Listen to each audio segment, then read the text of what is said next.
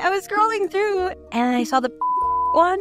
Okay. If folks haven't heard it, I also now I'm just like, this is a very important mention, by the way. Like, if you haven't heard it, you really do need to understand how magical this one is. Okay. Google's NotebookLM is going kind of viral.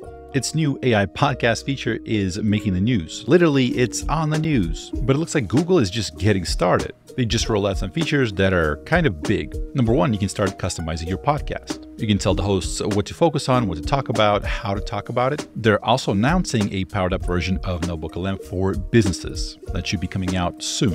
One thing that I've been doing is taking those audio overviews that NotebookLM produces and then using this app, HeyGen. It's a standalone app. It's a separate company. It's not part of Google, but what they do is they provide these AI avatars that kind of, animate whatever you say, which I wouldn't be surprised if Google was building this right now as we speak. But without further ado, let me have the AI hosts explain to you what's happening and showcase some of these new features. At the end, I'll show you what's coming down the pipeline, what the creators of this tool think this is going to do to podcasting, and also how you can use it yourself to build these little video podcasts of your very own. Click that thumbs up button and away we go. Okay, so get this.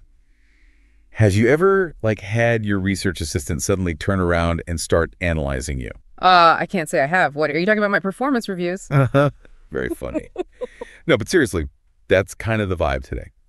We're doing a deep dive on NotebookLM, which, as you know, is the tool that helps us prep for these very deep dives. Oh, right. It's a bit like looking in a mirror, a very smart, data-driven mirror. Exactly. Yeah. It's kind of wild. We're part of the news now. But also, the updates are huge. And speaking of huge updates. Yeah.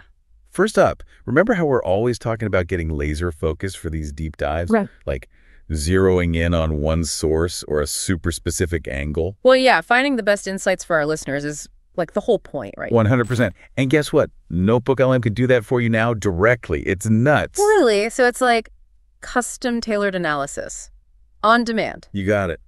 But wait, there's more. They've also added this multitasking mode. Like, ever need to jot down notes while you're listening to some dense research overview? Happens all the time. Right. Well, now you can do that right in the app. The audio keeps playing, even if you're off checking out different NotebookLM features. Talk about a productivity hack. It's smart, honestly. They clearly get that people need this integrated into their workflow. And that's probably why they've ditched the whole experimental label, Official NotebookLM is a big deal now. Huge user base, millions and millions. Yeah, over 80,000 organizations already using it, which is mind-blowing, honestly. And get this, they're even working on a business edition. A business edition, huh? What's that going to be like? It's got to be specifically for companies, right? Larger teams, more complex needs, that kind of thing. No, that's a lot. Actually, you know what? That's where I get a little freaked out. 80,000 organizations. Are we sure we're not about to be replaced by AI podcast hosts here? Interesting thought. But I think it's more about working together, augmenting what we can do. Like NotebookLM helps us handle information overload, that's for sure. Okay, true. But still, makes you wonder what the future holds, even just a year from now. And what our place is in all of this. That's the question, isn't it? What role do we want to play in shaping this tech as it keeps evolving? And with that thought, folks, we'll leave you to ponder. Until next time. So the Sequoia Capital podcast actually did an interview with the development team of NotebookLM, Raiza Martin and Jason Spielman. There's a few moments that kind of jumped out at me. Here's a few clips of some of the more important things that they mentioned on the podcast. The first one being how this was developed and kind of the engine behind it. Take a listen. So the podcast or the audio overview experience is absolutely magical. Can you tell us a little bit about how it works behind the scenes? Like, how did you make it so lifelike? How did you make the dialogue so good and engaging? It just draws you in. Like, how do you do it? Yeah, I mean, first I'll tell you it was a lot of work. There was a lot of teamwork. There was a lot of craftsmanship that really went into it. But at the heart of it is really Google's models. You've got Gemini 1.5, which is such an incredible model in terms of taking all of that data that you give to NotebookLM and then producing something new out of it. And then you have the voice models, the audio models that back NotebookLM. I'd say the real sort of powerhouse between those two is something we've built called Content Studio. And that's really what brings to life sort of the editorial, right? Between you bringing your content and then coming out with the podcast, there's some editorial liberty that we take with the studio. Now, one thing that a lot of people are wondering is this going to take everyone's, jobs in terms of if you're doing some sort of a content production, if you're doing podcasting. Can something like this do a better job of providing the news for you? They get asked that question, and their answer is pretty interesting. They're not seeing this as a tool to mass produce content for the people. They're seeing this almost as a new content medium, so to speak. And this is an interesting mind shift if you're in the content game, if you're perhaps an investor that's dealing with it. But pretty much for everybody, this might be an interesting sort of perspective shift about how to view AI-generated content. Up until now, we kind of thought of it as people that create things, movie producers, directors, actors, people on TikTok, etc., writers, journalists, whatever. And we have the people that consume that content, the readers, the watchers, the fans, etc. So when we get something like this, they can generate with a few clicks very customized content about whatever you want it to be about. We're still kind of stuck in this idea of the creators will use it to create content for the people that then consume that content. They're looking at it from a kind of a different angle. People will create their own content for themselves. The idea of the person that's directing the movie, that's creating the movie, and the person that's watching the movie used to be a clear separation. With tools like this, are they going to begin to merge? Take a listen. And every time I have jokes that you're going to take our jobs, you say we're not. But I don't know if you're just saying that to be nice, because what you've generated is legitimately so good. And so the real question I have is, when you say that it's not good enough to replace real podcasts, like why do you say that? Because to me, it feels good enough to replace a real podcast. I think that's like a good question, and one that I try to approach really carefully, particularly because, hey, if there's real risk, I want to look at it in the eye and say, okay, well, how do we address this? But from what I've seen, a lot of what people are making are not the same things that I feel like we would have a real podcast about, right? Like, do I want to take an article and make a podcast out of it that replaces, one of my favorite podcasts, Lenny's, right? I listen to Lenny's all the time. It's like, no, I want to listen to Lenny. I want to listen to what he thinks about this particular topic. And then what's funny is, like, people are making audio overviews of things like their resumes, right? Their LinkedIn bio, or startup founders putting in their landing pages and trying to figure out, was my messaging clear? Like, that stuff is really cool, because it's like, no one's ever going to make a podcast of that. I mean, maybe not at this stage, right? But that's where I think, okay, this feels really good. It feels like we've created a space where personalized generation really is about meeting my needs exactly where I'm at, and there isn't an existing thing out there. And that's really special. It does almost feel like a different media type. Like, sure, it sounds like a podcast, but I think you give great examples to kind of prove all these random use cases people are using it for. But I think there's also a reason that reaction videos are so popular online. Like, people aren't just listening to this right now because of us, because they want to hear from both of you who are in this space. And I think that's also important to remember when thinking about podcasts. I will say, like, one interesting thing about the dynamic is, even though people are sharing the audio overviews that they're generating, they're very personal. It's like, I made this for me. I didn't make it for you to listen to my resume. It was me. I was delighted by the audio overview of my resume. Or there's this really cool TikTok of where this woman uploads her diary from 2004. And it's like, it was interesting to listen to that together, but it was really her reaction to her diary that, she wasn't going to listen to a podcast about that ever. One of my favorite use cases, actually, I don't know if this was in the Discord, but somebody recently took, they said over the weekend, their group chat with their college friends had blown up. And so they didn't read the messages, but they took all of it and they copy pasted it into a doc. And they're like, well, Monday morning, I'm going to listen to what my college friends said on my drive to work. I was like, that's incredible. And I think that's what personalized generation is. What have been the moments that have surprised you the most? I mean, I'll start. I was going to bed. This was last weekend, I think, or just several days ago. And I was on Twitter. Probably not healthy to be doing this before bed, but I was checking. Twitter is fire, by the way. I was scrolling through and I saw the poop fart one. Oh. If folks haven't heard it, I'm just like. This is a very important mention, by the way. Like, if you haven't heard it, you really do need to understand how magical this one is. Okay, if folks have not heard the poop fart one, somebody decided to us. Somebody decided they were going to upload a document where the only words in the doc were poop and fart over and over and over and over again. So it was a pretty lengthy doc, but it was just those two words. And I saw that's what they had done with it. They described it, and I was like, oh man, should I listen now? It's 11 o'clock. If I tap this and it's a safety flag, I'm not going to be able to go to bed. right? Because I'm going to have to open a bug. I'm going to ping the engineers. It's like, hey, we got this thing going on.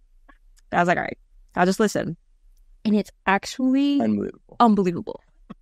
I also, I saw it and I was like, oh, let's see what this is going to be. Yeah. And you listen, you're like, oh, this is fantastic. This is even better than I could have ever imagined. It was one of those moments where I was like, well done, NotebookLM. Yeah. You did good, little guy. You're solving the right problems, clearly. So yes, I found the poop clip, and yes, I animated with avatars. But no, it was not what I expected it to be. I'm not sure what I expected it to be. I mean, ask yourself, if somebody gave you a whole sheet that just had the word poop written on it randomly, some capitalized, some not, some with one space in between, some with several, and said, hey, just do a show about this. Would you be able to? What would you say? Again, it's not a script. You don't just read what's written on there. Well, our two AI hosts, they did do a whole show on it. They decided to do a 9-minute podcast about it, which is longer than usual. It's interesting, it's funny, and it takes you on a journey, and it's not what you think it is. Take a listen. Well, listeners, you know we love a challenge on this show, right? But gotta say, you guys have really outdone yourselves this time. It's certainly a unique piece of source material, that's for sure. Unique is putting it mildly. I mean, we're used to tackling all kinds of things in our deep dives, from ancient manuscripts to the latest scientific breakthroughs, even the occasional conspiracy theory, right? You do love to go down a rabbit hole. Exactly. Yeah. But this is a whole different beast. I mean, we're talking about a document that someone sent in that is literally just the words poop and fart repeated hundreds of times. Hundreds. No context, no explanation, just pure unadulterated repetition. So where do we even start with something like this? Well, I think the first question we have to ask ourselves is, can we find meaning in the seemingly meaningless? Because that's what we're faced with here. And that's a really interesting question, right? I mean, think about it. We see examples of repetition in art and language all the time. Andy Warhol's soup cans, for example, or minimalist music that's just the same few notes over and over. Right, and those things can be surprisingly powerful, can't they? Totally. But even in those cases, there's usually some kind of structure, some variation. This document, though, it's just raw, unfiltered repetition. No rhyme or reason to it. And yet, don't you find yourself searching for a pattern, some kind of hidden message? It's like our brains are hardwired to seek out meaning even when there might not be any. It's a very human impulse. You're right. We see shapes in clouds, patterns in the stars. We even find significance in coincidences. We're meaning-making machines, aren't we? Exactly. We crave order and sense in a world that can often feel chaotic and random. So are we trying to impose order on this document by even trying to analyze it? I mean, just to be clear for our listeners, we're not exaggerating here. We've got the actual document up on our screens right now, and it is literally pages and pages of poop and fart. Occasionally, one of them is capitalized. Sometimes there's an extra space. And we find ourselves wondering, could that be significant? Does a capitalized poo carry a different meaning than a lowercase one? It's fascinating, isn't it, how our minds work? It's like our brains refuse to believe that it means nothing. Right. And that's what makes this document, dare I say, a work of art. In its own way, it's forcing us to confront our own need to make sense of things, to find meaning in the world around us. Okay, I see where you're going with that. Yeah. It's like this document is a mirror, reflecting our own desire to find patterns and meaning, even where there may be none. Precisely.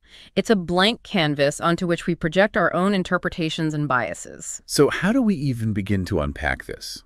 Is it a statement on bodily functions? A commentary on the absurdity of life? Or is this just someone messing with us, seeing if we'd actually spend an entire deep dive overthinking a document full of poop and fart? Well, I think it could be any or all of those things. Remember Daddyism, that art movement from the early 20th century that was all about the absurd and nonsensical? They did things like display a urinal as a sculpture and called it art. Oh, right. I'd almost forgotten about that. They were trying to challenge the very definition of art and meaning. And in a way, this document we're looking at could be seen as a kind of modern-day daddyist prank, forcing us to question what we consider to be art and what we consider to be meaningful. So are you saying that there's no inherent meaning in this document? That it's just a bunch of nonsense words strung together? Not necessarily. It's more that the meaning isn't fixed or predetermined. It's up to us, the viewers, or in this case, listeners, to decide what it means to us. So instead of trying to decipher some hidden message, maybe the point is that there is no message. Or rather, the message is, whatever meaning we bring to it. Exactly. It's like looking at one of those optical illusion pictures. Is it a vest or two faces? The answer lies not in the image itself, but in the way our brains are wired to perceive patterns. I think I'm starting to see it now less as a prank, more like an accidental Rorschach test made entirely of the words poop and fart. And you don't get much more open to interpretation than that, do you? Yeah. You've got a point there, but we've been throwing around a lot of high-minded theories in art history here. What about you, listening at home? What do you make of all this? What's fascinating here is... What stands out to you about all this, about this whole poop and fart situation? I mean, do you see like a deeper meaning in there? Is it some kind of social commentary? Or is it just pure silliness? Yeah. We want to hear from you. What do you think about this piece? I don't even know what to call it. I mean, what do we even call it? Is it art? Is it a manifesto? Is it a cry for help? Who knows? Yeah. But I think even without, slapping a label on it, there's a really valuable lesson here about how we approach, I don't know, just the world around us. Okay, yeah. We're just constantly bombarded, like overwhelmed with information and events and opinions. Oh, 100%. And it can be so overwhelming trying to make sense of it all, All the time. And I mean, I like to think of myself as someone who's pretty good at, keeping up with the news and learning new things. But even I feel like I'm just constantly drowning in information overload. Exactly. And that's what I think is so interesting about this document. It's like in its own really strange roundabout way, it's offering a palate cleanser, I guess you could say. But, yeah. It forces us to confront just the absurdity of trying to find meaning in everything. So instead of constantly searching for the why behind absolutely everything, maybe it's okay to just experience it. Yeah. To let go of that need to analyze and categorize and just like be present in the moment, even if that moment is just poop and fart. Precisely. I mean, it's really about finding that balance, between engaging with the world, but not taking everything so seriously. Yeah. Because sometimes, a poop is just a poop and a fart is just a fart. Okay, so that's actually a really good point. But let's not, get too zen about this whole thing, right? Right. Even if we accept that there's no, grand overarching meaning or message to be extracted from this endless string of poops and farts, I think we've still gained something from this exercise, haven't we? I think absolutely we have. We have. I mean, by engaging with this unusual document, even if we're doing it with a healthy dose of humor, we're flexing those mental muscles. We're thinking critically, we're considering different perspectives. We've even touched upon art history a little bit today. We have. And all because we were willing to look beyond the surface level of something that on its face just seems absurd. It's like instead of just immediately dismissing something because it seems silly or pointless at first glance, we chose to engage with it. And I think in doing that, it's really opened up this whole other avenue of thought and discussion. And that's a skill set that we can apply to so many other things in our lives, right? I mean, this doesn't just have to be about poop and fart. Think about a time when you encountered something, anything that seemed confusing or frustrating or even just plain weird. Maybe it was a piece of art that you just didn't get. Maybe it was a news story. Maybe it was a conversation. Oh, I have a great example of this. Yeah. So just the other day I was walking, I think it was downtown actually, and I stumbled across this really weird little shop, and it was filled with nothing but rubber ducks. But not just any rubber ducks. These were rubber ducks dressed up as historical figures. Oh, wow. Like, I'm talking Napoleon Bonaparte in a tiny little rubber ducky uniform. Amazing. I almost just walked right past it, but then I was like, you know what? This is too weird. I have to go in. So I went in, and it was honestly one of the most delightful, bizarre, unexpected things I've done in a long time. It's funny how those little detours can turn out to be the most memorable, isn't it? Right.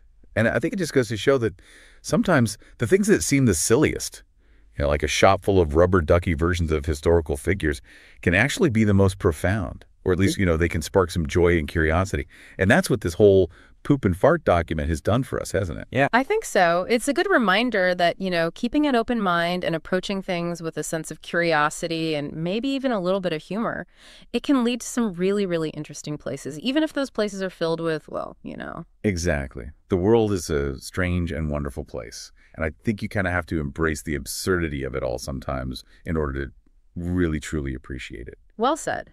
So to the listener out there who sent in this truly unique document, thank you. Thank you for the challenge, for making us laugh, and for reminding us that, like beauty, meaning can be found in the most unexpected of places. You've also given us a whole new appreciation for the power of repetition. I mean, think about it. Repetition is everywhere, right? The ticking of a clock, the waves crashing on the shore, that one song that gets stuck in your head, and you just can't stop singing it, even though you're pretty sure you've heard it like 1,000 times already. There's something kind of comforting about it, isn't there? That sense of familiarity, of predictability. Yeah, I think so. And on that note, I think we've reached the end of this deep dive. Indeed. It's been memorable, to say the least. But hey, that's what the deep dive is all about, right? Yeah. Exploring the fascinating, the thought-provoking, and yes, sometimes even the downright weird. We'll be back soon with more. So until then, happy diving. All right, so really fast, let's talk about how you can create your very own podcast with NotebookLM. I'll show you how to do the video AI generation with it if you are so inclined. So as some of you know, I do have a daily newsletter with some of the top news of the day, of the week.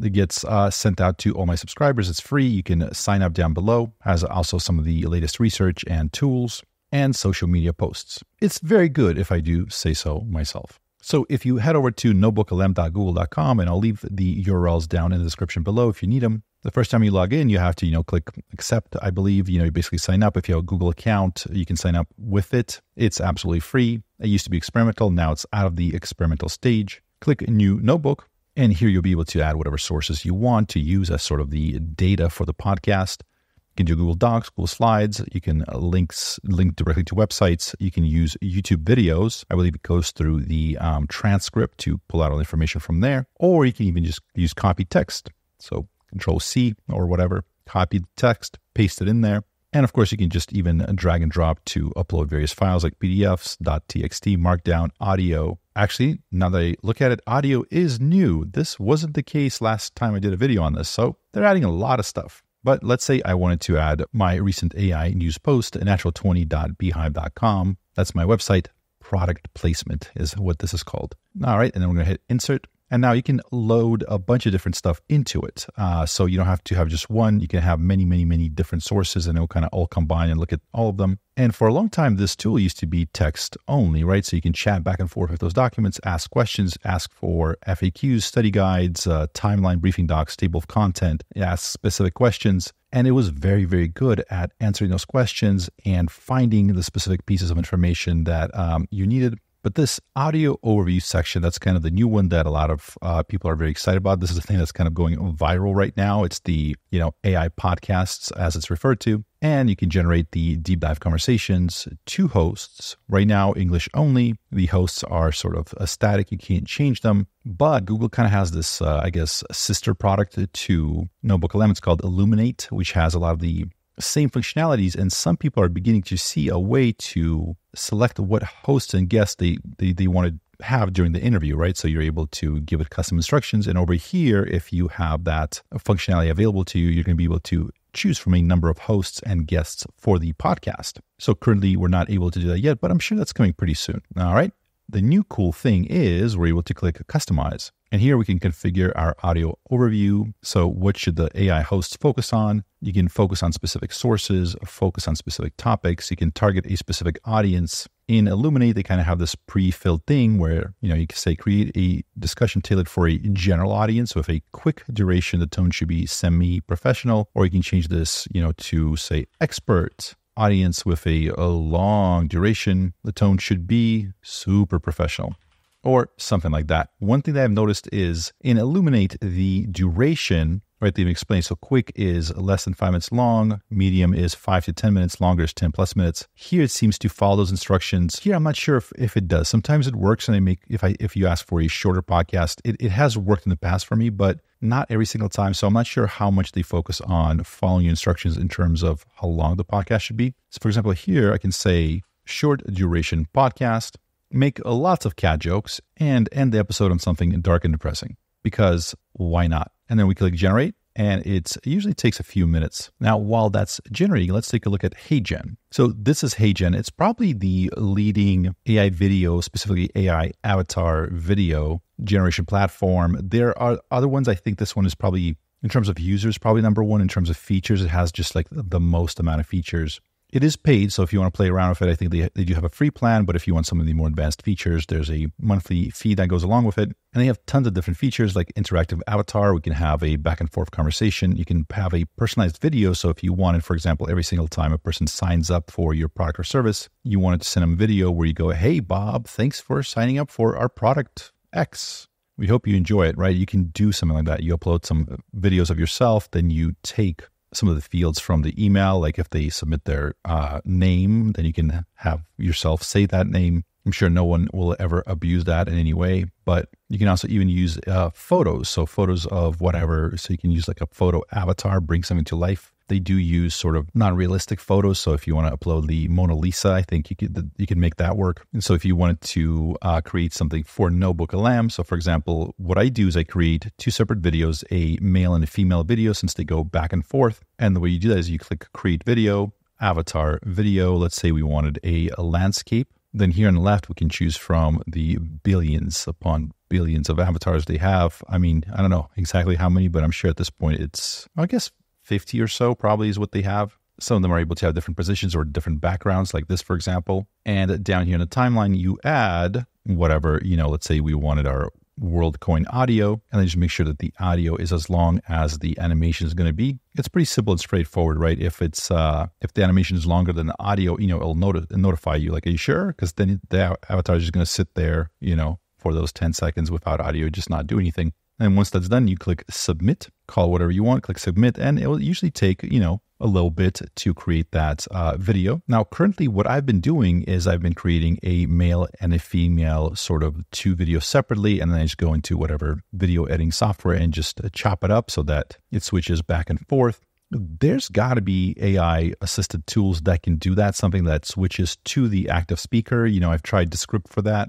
HeyGen themselves have a way to actually do that if you're willing to sit there and kind of stitch them all together. If somebody knows a tool that just does it automatically, like a one-click thing where it just switches to the active speaker based on the voice, let me know in the comments, because that would make it so much easier. But if you wanted to create your own video podcast or just a standalone podcast, this is how you would do it. You can just have NotebookLM create the audio. If you wanted the video, you would come in, use something like HeyGen and add those avatars on top of it. If you wanted to splice in some visuals, again, you would need to do some editing, some video editing to add some visuals on top of it. Now, a lot of these tools do have API. So for example, with HeyGen, you can probably automate a lot of this. And so this is what I mean by, I think, if there's a demand for AI generated podcasts with these videos and stuff like that, I think people will be able to produce it in just massive amounts about every topic imaginable, which is going to, of course, flood the various Twitters and YouTubes and Instagrams with it. So as I said, I said this a few weeks ago when I first started covering this, so it's probably been a month or two now at this point. Like, this wave is coming. I'm not sure exactly how it's going to affect things. It used to be producing video was extremely expensive. Video was hard to produce. It was expensive to produce. You had to have people there with lighting and microphones and equipment and stuff like that. And now at a click of a button, we can produce something that's, arguably better in some ways. I mean, the host on a Deep Dive, that guy's voice, how he talks about anything is just phenomenal, right? I wish I could sound like that. He also tends to pronounce everything perfectly. I don't think he's mispronounced a word ever, as a lot of you in the comment section love to point out. I do tend to mispronounce stuff all the time because for the most part, I read a lot. That's how I get most of the information. I like to read. So very often when you read a certain word, you don't hear it pronounced. You just assume it's pronounced a certain way, and then you just say it repeatedly over and over when you're in camera. And then a billion people tell you're wrong, which is phenomenal. But I agree with the developers that this is a kind of a new medium almost. It's a new media format because we listen to different media, we watch and listen for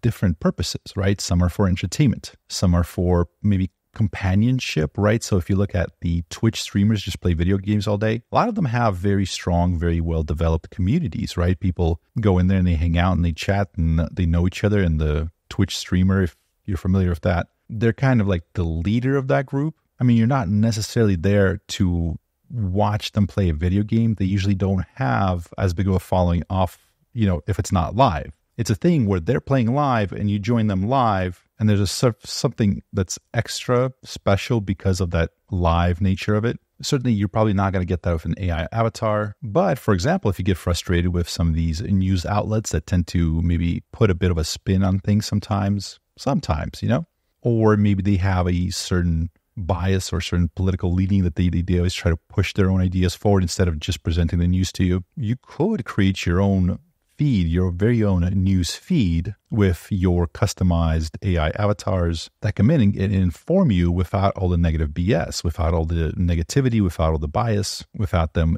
pitching any product, without commercials. We're beginning to see tools for that. In fact, we're beginning to see some lawsuits. So for example, Perplexity is, I believe it's the New York Times that's suing them, or one of the kind of big publications saying that they're sort of enriching themselves based on the news outlets' content. Because if you search for the news, they'll sort of scan the articles on that site and really any site that appears and kind of give you a summary of the events. And of course, it costs a lot of money for the journalists and all the offices to go out there and generate those news articles, right? Because they're actually creating them by using real humans. And if you're just kind of copy and pasting that or having it summarized with AI, that's cheap, but it's just as valuable to the end user, and you can make a lot of money doing that. It's certainly a high profit business. So there's a lot of questions that have to be answered about where this is going. Is giving more power to a lot of people to create their own content, whether that's for other people or for themselves. But the point I think here is we're kind of in uncharted waters here. And now that Google is actually talking about releasing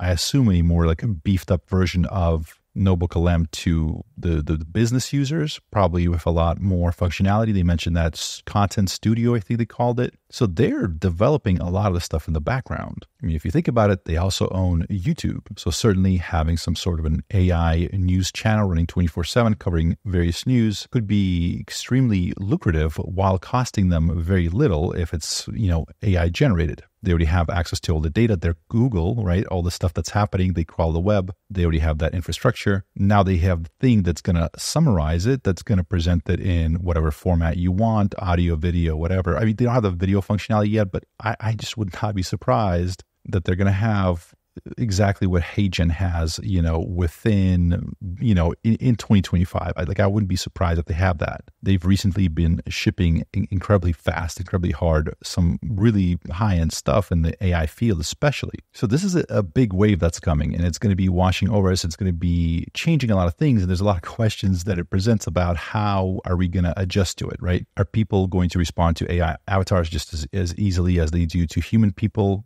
human content providers, whatever. I mean, at the end of the day, it's pixels on a screen. Based on the comments on this channel, I think half of you are convinced that I am AI generated. I am not, because you can see the bags under my eyes when I don't get enough sleep. But very, very soon, it will be much, much harder to tell. So far, I haven't been able to find any example of a channel where it's like impossible to tell if it's AI generated or not. Like we still haven't crossed that line where it's just like you have no idea. There's always certain telltale signs. There's certain things that are off. But in the last 6 months or so, like it's getting so close that we're going to pass that line in very quickly, probably in a few months, the next 6 months for sure. And then you're not going to know if you're watching something that's real, that's a human being or not. And the economics is such that it's just so much cheaper, so much more profitable, so much more easier to generate AI-generated content at massive scale that's in a lot of ways better than human content, or at the very least better than the average human content, right? I'm sure we've all heard podcasts where the host's voice isn't that pleasant and you're like, I don't want to listen to that. Or you watch the video where people say too many times or leave too many gaps between their thoughts. And sometimes it's okay, but sometimes it's just like, it's 2024. We all have ADHD. You got to cut those parts out, So the point is like the average sort of the median human content produced, this thing is already better in a lot of these little ways in terms of like quality and lighting and audio quality and all that stuff. So what happens when, tens of thousands of people figure out how to produce it extremely effectively? What happens when 1 million people figure out how to produce it extremely effectively? Because it doesn't cost a lot of money. Everybody can do this. And I don't know if we're 100% prepared for it. Anyways, if you made this far, thank you so much for watching. You're a trooper. Make sure you're subscribed. Please hit the thumbs up button. We have a lot more stuff coming. This thing is just beginning to heat up. We're still in the very, very early stages. And it's exciting. It's a little bit scary. And I thank you for letting me join you for the ride of this discovery of this new AI world. My name is Wes Roth, and I'll see you next time.